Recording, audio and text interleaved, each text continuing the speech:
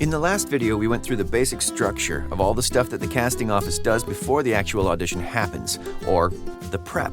Now, we're going to walk through that process again and point out a few important details you should probably understand. So, at the beginning, when the casting director talks with the producer and takes in the job, the commercial casting director doesn't get paid on commission like your talent agent does. They get paid whether they find the talent for a spot or not. Often, a commercial might cast in New York, Chicago, and LA, and if the talent is found in one city, the casting directors in the other two cities still get paid. That's because they work on day rates. There's typically a day rate involved for each day of auditions, and one or more day rates involved for the prep. The breakdown that gets created has all sorts of important info in it. Some has to do with the business aspects of the job, some with the acting aspects of it. The business info includes shoot dates, callback dates, project rates, union status, geographic usage, usage media platform, length of usage, product exclusivity, and more. We'll talk even further about all those business details and union information in future videos. Sorry, there's going to be a bunch of these in order to cover all the stuff you need to know. Besides the business stuff, there'll also be character descriptions and wardrobe suggestions for the audition. Remember, the character descriptions are there so the talent agents can get a sense of who to submit. They are not designed to be used as direction for the actors. I've seen way too many actors try to play the character described in the breakdown and wind up overacting in the audition because of it. Even a little overacting will kill your audition. For most actors, if they get into the realm of playing any sort of character, it's overdone already. Realize that casting saw that character in you already. That's why you're called in. Want them to cast you? You gotta show them you. I digress. Get into a commercial acting class. It'll help a ton with this. Every video has a shameless plug.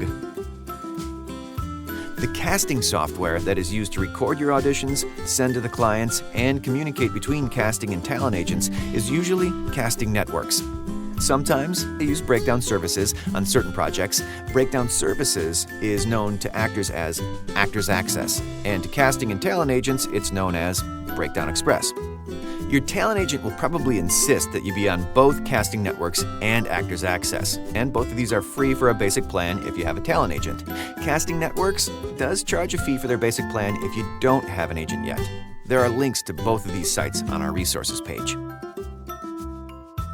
Moving on, your talent agent will expect you to book out ahead of time for days that you will not be available to work on jobs. That means you need to let them know when you'll be out of town for vacations, weddings, other work, whatever.